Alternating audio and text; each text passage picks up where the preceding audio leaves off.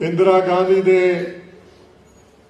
लड़के की गल चली पंजाब दे विच सगाई की, ते उस समय चीफ मिनिस्टर ने उहदा धन्नवाद किया ते महापुरुषों ने जवाब दिता कि इस तरह सिख लड़कियां दे डोले दे के कदे भी गौरमेंटां नाल संधियां नहीं करिया करदे।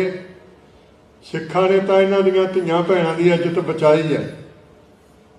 उस समय गुरु के प्यारिओ जदों महापुरुष लैक्चर कर रहे सी, उस समय ज्ञानी जैल सिंह नूं पुछया कि ये कौन है, तो उसने दस्या कि ये दमदमी टकसाल दे मुखी हैं संत ज्ञानी करतार सिंह जी खालसा।